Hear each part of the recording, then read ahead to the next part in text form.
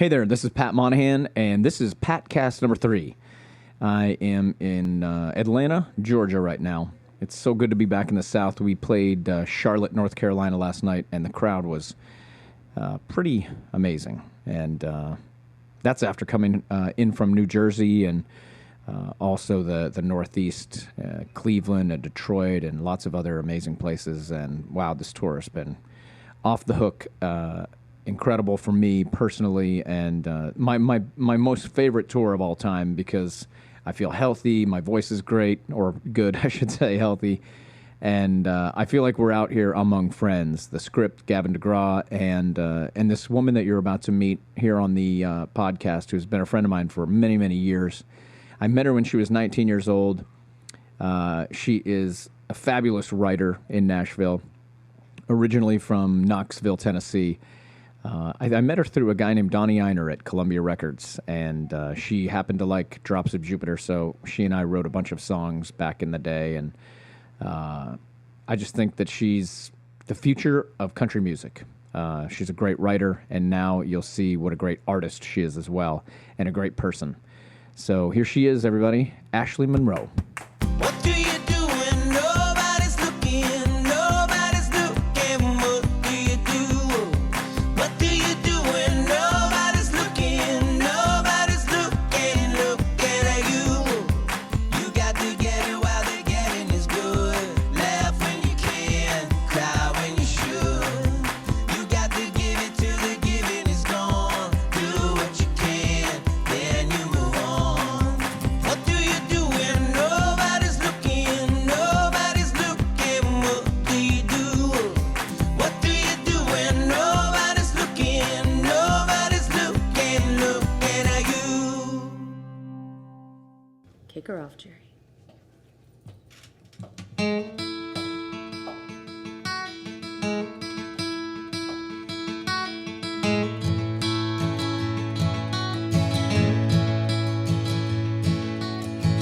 I was only 13 when Daddy died. Mama started drinking and my brother just quit trying. I'm still bouncing back. Heaven only knows how I came out like a rose.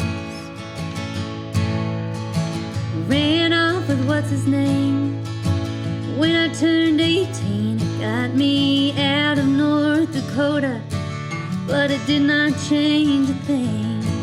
I left it in the yard, all covered up with snow, and I came out like a rose. Sitting in this diner with a coffee in my hand, waiting on a bus to some promised land. Well, I got a one-way ticket as far as it goes, and I came out like a rose.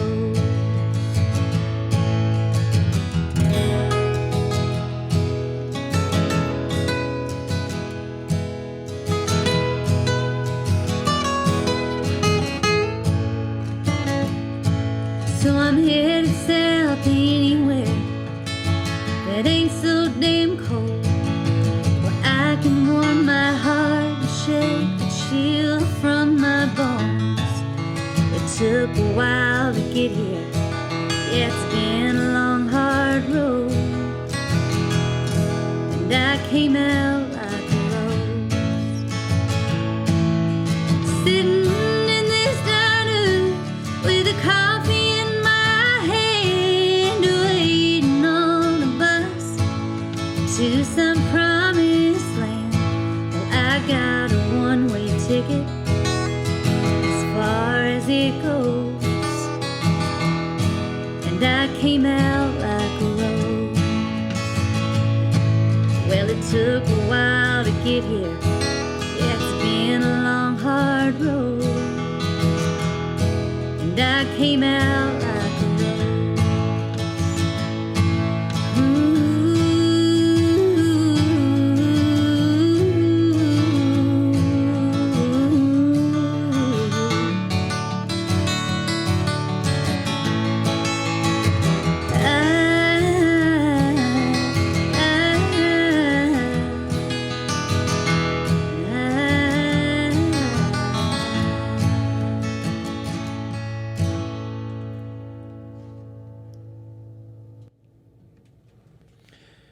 I'm here with Ashley Monroe and also my friend Jerry Becker, who plays on all these podcasts, and Pergo, who we like to say mean things to throughout the podcast. Thank you.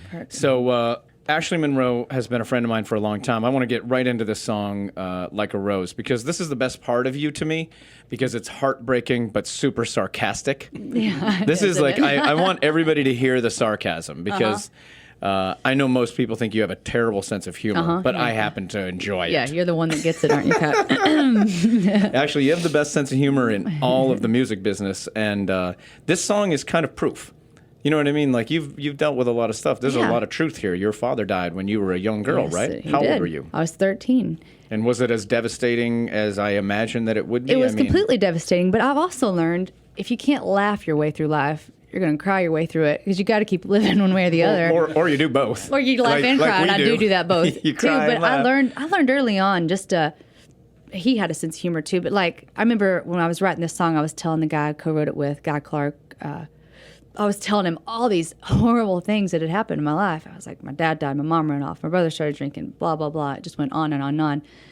And I had to wrap it up with something. And I said, and look, I came out like a rose. Because like but there I I'm was, perfect. you know, like just slightly off. It's kind of what I love the most about everything that you do. You do it with a sense of humor where it's like, it's kind of like a movie. I always talk about Train being what we are as a romantic comedy. If that's what you're interested in coming to see, then that's what you should come and see us for.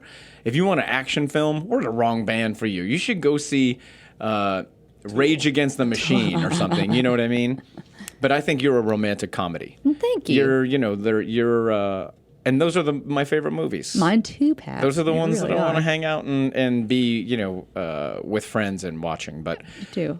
I love this song a lot.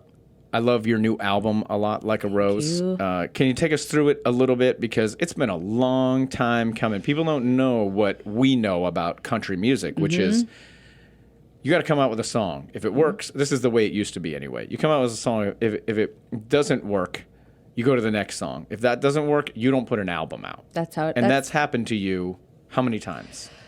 I guess 2 or 3 or 4. I can't keep count really, but it started. I made my first record and loved it. I was 19, 18 maybe when I made it. Put out a single, went on radio tour for 6 weeks, visiting every radio station. And Because that's also a rule of country music is Yeah. you have to go hit every radio station in America or you're just not going to get played, right? yeah, and you got to be in front of them because like sending somebody a song is one thing, but you can't trust there's they're going to listen. Thousands of kids and grown-ups that want to be on country radio. Oh, yeah. Just like pop radio. Yeah, they So get you have 1,000 CDs a day. Right. You know what I mean? From all these record companies and all these people. So it's like, it's important for you to get in front of them and they meet you and they get to know your personality and you sing for them. But even that sometimes doesn't work. I mean, I had an occasion where I was singing this song, like this heartbreaking song really, for this guy. And while he was wiping tears, from his eyes, I could tell it got to him and I thought, yay, one radio station will play me. And as he was wiping the tears, he goes, it just doesn't, fit our format. So it's, I was like, why? It's like standing naked in front of somebody and they're like, no, it's just sheer rejection, I can't believe that we're actually not going to make love. Because, you just I don't want look like I to. need you to look. Yeah, that's terrible. It's awful. But that happened to you at a young age. I Yeah, mean, you're still a very lot. young. How old are you? 26, I So think. I've known you Yeah. for 7 years. Yeah. I met you when you were 19 and through Donnie Einer, who Through used Don to Einer. run Columbia yeah, Records.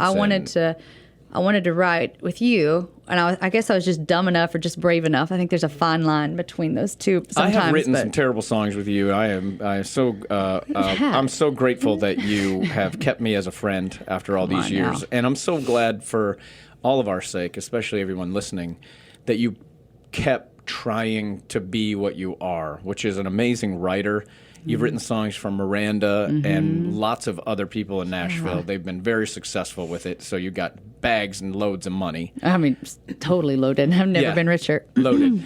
So and you and now you have a new album out that got crazy great reviews. Everybody loves Ashley Monroe. They want to be on the bandwagon, which is what I've said. Are you riding created the Nashville? bandwagon. Yeah, I am clearly. the Well, bandwagon. yeah. You are my bandwagon. How does that feel Pat. when you put a record out after all these years and critics love it, your fans love it, artists like me and the guys in Train love it. Like you're really where you kind of maybe wanted to be? It I is don't where I know. wanted to be. And looking back, like, nothing's ever how you plan. Like, this isn't how I thought I would get here, or, you know, I didn't know it would take this long, but I never had a backup plan. I don't know how to do anything else but write songs and sing.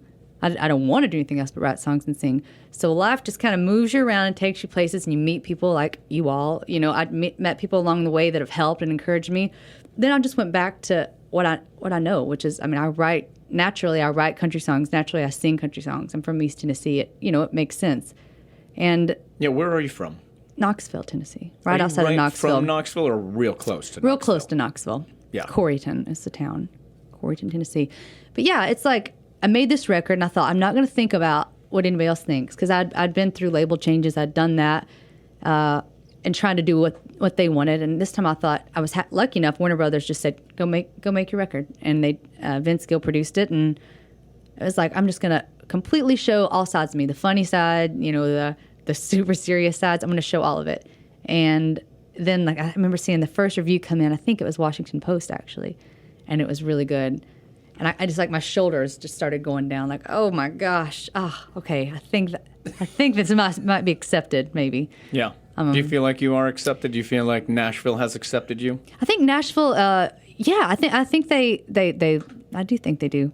They Do you think use that me for a lot of happened things. through being in Pistol Annie's, though, as well? Like being among, some pretty great artists themselves, and being one of 3 great artists on stage, that you already had a spot? They might have loved me before Pistol Annie's even. I mean, they probably loved me more after Pistol Annie's. But no, I think I'd written with almost everybody in Nashville, and I'm lucky enough where they respect me. They know that, a lot of times when I was younger, I would go in to write with these dudes that were really successful, and you could just see them look at me like, yeah, right, But I made sure I had really good ideas and, like, proof. Like, I can sing, I can write. You watch and see, And I proved myself. You're like, I don't like the phrase like one of the boys, but you can fit wherever you want to, and I think that that's a key ingredient to being great at anything that you do. I think that if you get in a car with all of us bozos who have been doing this for so long, you fit right in. Yeah. And if you sat in a car with 6 teenagers, they would love you. Yeah. And think that you were an awesome young woman, and I think that that's the key to all of it. And Jerry was saying yesterday, he read an article about Willie Nelson, and Willie Nelson's book, he said, if you can't take my criticism, then you probably shouldn't be a songwriter. But if you listen to my criticism and then say, fuck that Willie Nelson guy, you're probably a great songwriter. There you go. Yeah. Was that Roll Me Up and Smoke Me When I Die book? Exactly. I read that whole book, too. in Oh, that my book. God. He had so many great quotes in there. Yeah. And he also said about songwriting, he said, kids ask me how to write songs. Writing songs like a labor pain. You don't know how to do it. It's just, it has to come out. That's And right. that's so true, too. yeah. It is. You mentioned your sense of humor and having heartbreaking songs, but also more fun songs. Would you mind if I sang one of your more fun sided songs, "Weed Instead of Roses"? I would love it if you sang Weed Instead of Roses, Pat. Get you back to the guitar, Mike. What do you mean by "Weed Instead of Roses" anyway? Oh, it's just, it can be interpreted in so many different ways, See, another great point.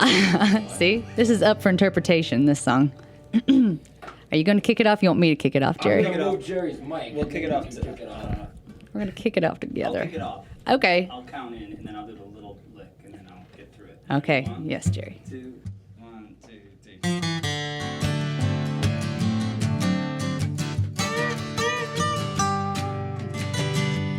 Baby, we've been together for a long, long time.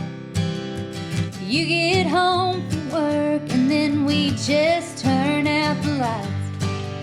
But lately I've been dreaming you in leather, me in lace. Let's put up the teddy bears and get out the whips and chains. Give me weed instead of roses. Give me whiskey instead of wine. Oh, every puff, every shot, you're looking better all the time. I don't need a card from Hallmark, box of candy, heaven knows. Give me weed instead of roses, and let's see where it goes. Honey, you don't have to worry, there ain't no one else for me. But lately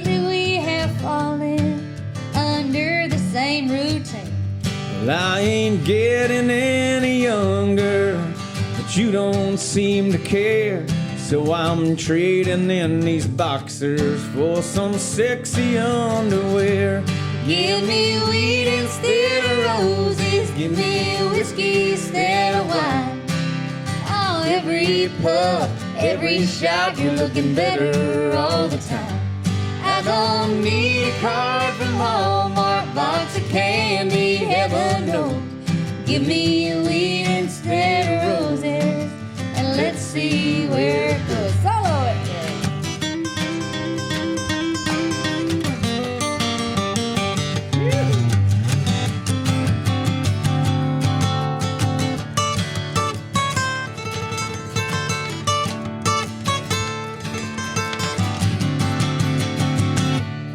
Let's send the kids to grandma's. We'll call in sick to work. Put on some heavy metal. Rip the phone off of the hook. Go call your no good brother. We both know what he's been growing. I'll be waiting with a whipped cream. And baby, let's get going. Give me a weed instead of roses. Give me a whiskey instead of wine. Oh, every puff, every shot, you're looking better all the time. I don't need a card from Hallmark, box of candy, heaven knows. Give me weed instead of roses, and let's see where it goes. I'll pull out the Polaroid. And I'll strike a couple poses. Let's get a little wild. Give me weed instead of roses.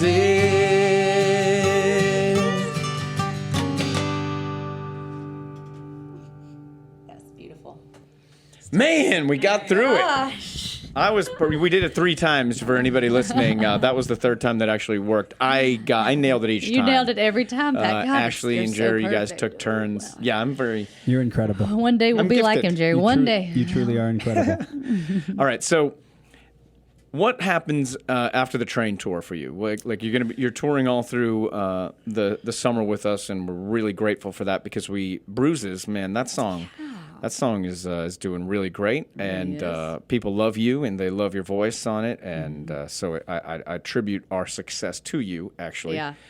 But so what happens after this tour, and how was this tour, and what, like, is this a big deal tour for you, or is it like part of everything that you get, and you don't have to do any ass kissing, but it would probably help? Yeah. I mean, come on. I'm trying to get 4 songs on the stage. Yeah. No, this honestly is amazing so far. And when I get done, I'll probably go back to the strip club a couple months. But then I'll go. Then I do another tour with Hunter Hayes. No, I'm telling you, this tour has been really fun. It's just me, as you know. Yeah. Obviously, you all are Well, that's what I mean. You When are my band. When you showed up, you took a big risk because you don't have like an assistant with you. Grady, your manager, he was like, "I'm not going out there. Grady Are you hates crazy?" me. You know, he's very non-committal. That yeah, guy. he doesn't even love me, I don't think. But like when you came out here, were you a little bit afraid? Like, Yes, I was "Man, a don't lot know what afraid this is gonna because be." it was me. It's 8 of us on a bus, and at first I was like, "Oh my gosh, what if this is a lot of people living together?" I called it the Real World bus because nobody knew, anybody it's the Real World except bus. Nikita and Sakai. And- But then the first morning, me and Nikita and Sakai walked to IHOP 7 million miles away, and we bonded. And I knew, I was like, okay, they're in. And then the first night, you guys are together a lot. It's really kind of am. freaking me out a little bit. You're well, like, you're gonna Sakai's after steal- me, I'm pretty steal my sure, but it's friends. okay. No, I love them. And then like that, for the first night, we all kind of hung out, and I thought, yep, this is going to be good. Yeah, when I see you around, because we're all basically doing different things all day, and some of us actually have jobs to do during the day, unlike you. And I'm doing my hair and makeup for 5 hours which is straight. a 5-hour job. It's a lot. I'm looking. You look incredible, by the way. Thanks, Like when you Pat. come out every night and you look, I'm just like, wow, I'm so used to seeing like Jimmy and Scott and Hector and Jerry. And you look so much better than those guys. Jerry's It's close though. Come on He's now. a close He's second. a close second. Look at that hair.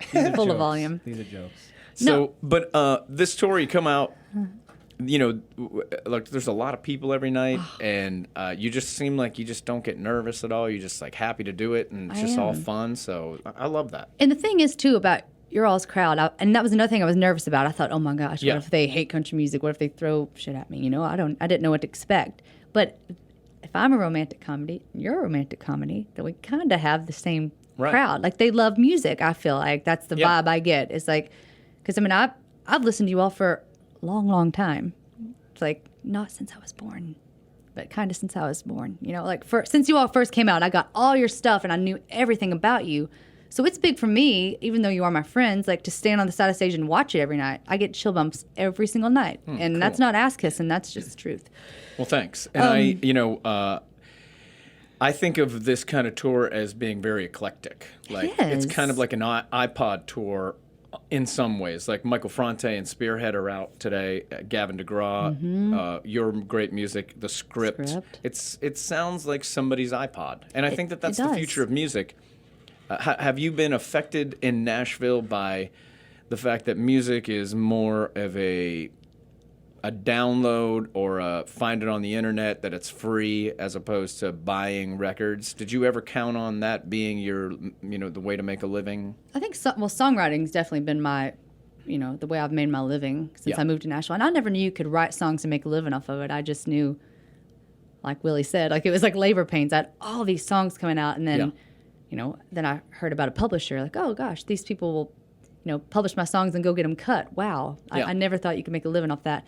I try not to dig too deep into. I mean, obviously, music is being affected by illegal downloads, and the songwriting, the royalty checks are getting smaller for a songwriter. But at the same time, I feel like if I put too much energy on that, that's all I'll think about, and it might disconnect me from the actual art itself. So I'll let other people kind of handle that, and there's nothing I don't think I can do about it. Me personally, I think the best approach is to just try to be in front of as many people as you can. I do too. Because then, if you give them an experience that they can't get by having your music in their iPod, then you can count on doing it. And I think that that's a struggle for a lot of musicians that don't play instruments. Or, like, I hope that the DJ thing exists for a lot longer because I think it's super cool. Yeah, and then the music is super jamming and it's inspiring for a lot of artists like us.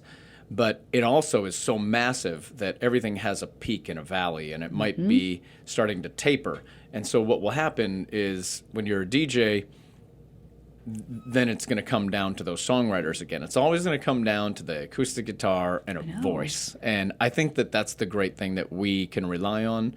But the more you're in front of people, I think the longer and the better your career will be, because you're a magical artist. And I am kissing your ass, Yeah, but you I'm are. also It's not telling you the truthful, but truth. yeah. It's important for me to tell you that, because you're one of my favorite artists alive, and you're Pat. a young girl. So I think that, I don't know Dolly Parton, and I don't know a lot of country artists. Yeah. But you're going to be what they are to people.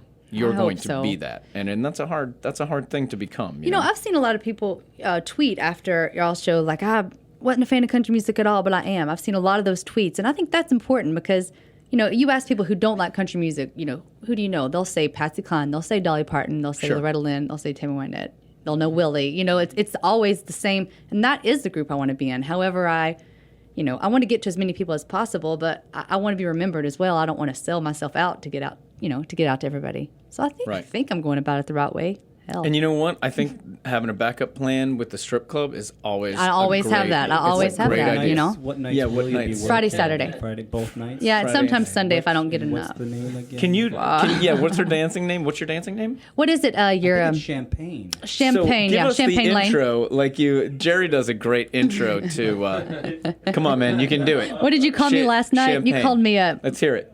you called me Ladies- Brandy last night when I walked out of the room. didn't you? Champagne's better. Please give it up for Brandy. It's Bring Your Daughter to Work Day today. Smooth up in you. Give it up for Brandy. It's Bring Your Daughter to Work Day. Brandy's a struggling student at the community college.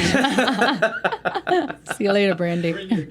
Woo! Man, Jerry. Jerry. Terrible person. All right, here are my last podcast questions for you Okay. before you depart, Ashley, to the beautiful stage of Kansas City, Missouri. A favorite song of yours you wish more people heard?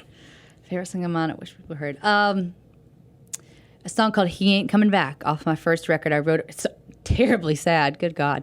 But it's about my dad, and it's really like special to me. He Ain't Coming Back. What is the album called for people to find? Satisfied. The album's called Satisfied. Cool. It's on iTunes. I know that song. I like that song. Thanks, Pat. A favorite unknown song by someone else that you love? That you wish people heard? John Fulbright is the artist's name. And the name of all of his songs are amazing, but there's one in particular. I heard him on Prairie Home Companion, actually. He's from Oklahoma. The song is Me Wanting You. And What is it called? Me Wanting You. Me Wanting You. And I think it's just he and his guitar on this recording, and it's magical. And I sing along to it all the time, and I really think it'd be a good duet. My dad just used saying. to say guitar instead of guitar. What do you and say? He was a Yankee. How do you say so it? he did it just because he thought it was cooler. How do you... And he would also How he are you would say supposed to say? guitar instead How are of you guitar. Oh, you say guitar. He just so he would say guitar. And I put he the would accent also on the what good. else would my dad do to be cool Southern? He would say instead of I appreciate it, he would say I appreciate you. Appreciate you. Yeah. He did a lot of I things like that to about look him. cool, and it worked because Southern, yeah. I was like, my dad's so cool. He's so cool. I love Okay, him. what is your most memorable gig? You better watch it right now, girl. You better watch Every your stuff. trains gig I've done. Right answer. Right answer. No, honestly, I just sang with Willie, and cool. That's forever Yeah, that's big. engraved right here. Because I mean, just for looking you. over at him, it's like, well, there he is. Yeah, That's pretty. And then, like I said, every night I sing with you all. I remember yeah. it. No, that's cool. Most memorable gig you'd like to forget? Oh my gosh. Oh, one of the first festivals I played. I forgot where it was, but I went up on stage and like no one was listening, obviously. And then this lady, it was so hot outside. It was like a summer festival, and this lady front and center passed out because she had like from heat exhaustion, and I felt terrible. So that like, why got are more they? attention than you singing. Yeah, so she got all the attention. So really, I'm still mad at her. That's what There it were is. only She 8 took the people tension off. watching you, and then eight they and a ended up half, carrying her out. Yeah, exactly. And then no one listened That's to me. a terrible gig. Yeah, I didn't like it. My worst gig ever was the opening show when we co-headlined with Maroon 5. We were definitely not prepared, and we came out and we played for the great city of San Diego, and it was a terrible disaster, and I sat in my room for 3 hours afterwards because I Pouting. was devastated. Oh, No, I I wasn't hate that. pouting. Pouting. It was I mean, it was a little thinking, pouting. meditating. Meditating / pouting. Do you meditate? Is pouting the same? Yes. Most memorable gig. Okay, you already did that. Idol, you're afraid to meet. This is a I good know, one I'm afraid to because meet. Oh my gosh, because you know how that works. I know they can be hateful. I've met Dolly, and she was amazing. You know she's possibly she might be the second richest woman in the United States after Really? Oprah. And then I'm she third. Is oh, you are? Yeah. Oh, that's cool. She's about a billionaire from Dollywood. Dollywood. Dollywood. Amusement park money, though. My God, Dollywood's the best place in the world. Let me think.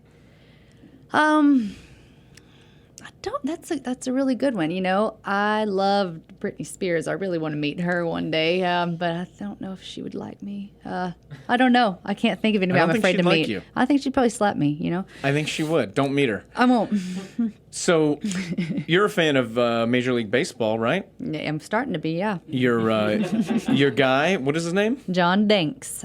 John Danks. And for anybody who loves Major League Baseball, he is an amazing pitcher on the White Sox of Chicago. Yeah. Yes. And okay, so yeah, let's move on to the last couple questions. He's a good one. 5 desert island albums, or maybe just one, whatever you got. Christopherson for sure is something of his. Don Williams. I'm a fan of just People. simple like good writing. That's just Don Williams, Christopherson, Train My Private Nation. Wow. I'm telling you, I'm serious. That record changed my entire life. Wow, Lincoln that's Avenue is one of the best songs in the whole wide Wow, world. Just cool. FYI. Do we just sing the whole thing? Where I live my life Yeah. and all its complications. Yeah. And I think that this is where I get this twice Yeah. with all negotiations. This feels like the place between what is and might have been. So I get this is where we both find out if this was meant to be. You have to do the chorus. And I tell myself I'll make it through. I'll tell myself anything to get over you. And I'm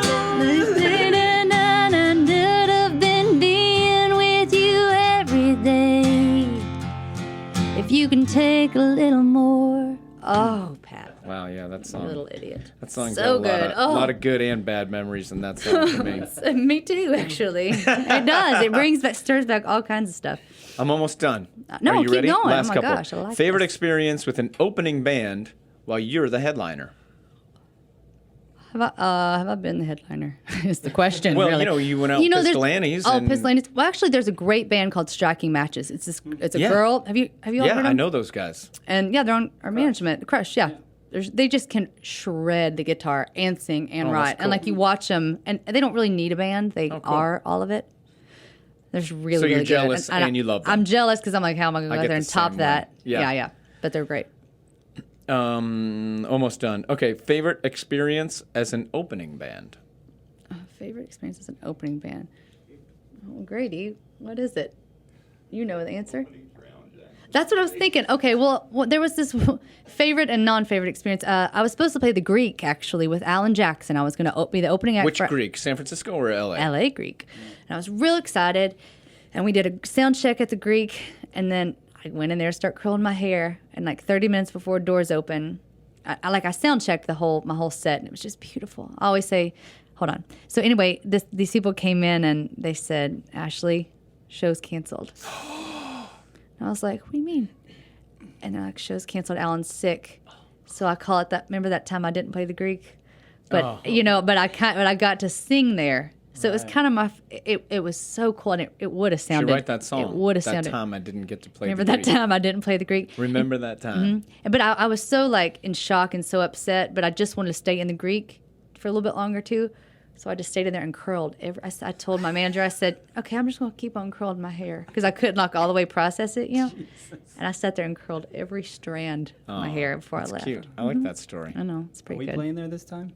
What's that? We're Are not y'all playing. We're playing the not Greek? playing there. No, Remember that time I didn't play the Greek again? We're playing Irvine. It's it might be like 20,000 people there. It'll be a massive show. I'll take it. Outside of Los Angeles. Bring the curling iron. I will. I always So do. the last question is: do you have a memorable venue that you've played in, or a place that you've played that is just weird, like unusual? There's a place that I love actually is the Birchmere. I just recently played there. Have you ever? Outside of Washington, Yes. D.C. Yeah. I loved that place. Yeah, we And, did like, 3 nights there. They were memorable there. And Crazy. they're crazy, but like they love music and they Yeah. hang on every word. But they're DC, sitting man, down. I'm telling you, that's an underrated music-loving Agree. town. They're And like one that's of where the the first that was Washington Post was the first one. They've written about me a few times. I love that area. Man, you don't have to brag. Okay, Washington the Post. Washington Post loves they me. I really get lots like of good you. reviews. Okay. I'm real popular. Brandy. Randy Clark. Well, Ashley Monroe, I'm so glad that you're my friend. I'm so glad do that you're that. out with us on this tour, and I'm so glad that you're making music. And I'm looking forward to meeting your man. I know you're going to give him because the I want to stink show eye. him how to throw the real slider. Yeah. Yeah. Teach him, Pat. Yeah. You corner him and tell him to treat me right I'd too. be I know like, you John, will. check it out. Come on, out with me. And be, oh no, Show him the 36. You can't throw a 36 mile an hour, can you? show him the move that you do in Drops of Jupiter. He can't do that for sure. That I'll show balance him, move. Yeah, I'll show him. What do you call Come that? on. The what do you call that yoga move? It's an airplane. I think Airplane. it's, Diktasana. Yeah. I thought it was laughing tiger, hidden penis. Show him that. I That is- guarantee you. I'll show you that one later, Jerry. Might have to- Fergo. We're not editing that. outta here. You guys are terrible people. All right. Thanks for listening, everybody. Thank you, Ashley everybody. Monroe. Thank you, Train. Pergo and Jerry. Thank you, for Jerry. your You're terrible not jokes. welcome. That's it. That's the way we end. Yay. How do I listen to it? Well, there you have it. Patcast number 3 with Ashley Monroe. My good friend, and now probably your good friend. She's just one of those people that you listen to for 2 minutes and you just want to know her more and hang out with her. You can catch her with Hunter Hayes. She'll be out this fall with Hunter, who's actually a great kid. I like that guy a lot. And you can pick up her new album, Like a Rose, and hopefully you'll be able to hear her play some more Train songs down the line because she does them better than we do. So there you have it. Patcast number 3, Asher Monroe. Thanks so much.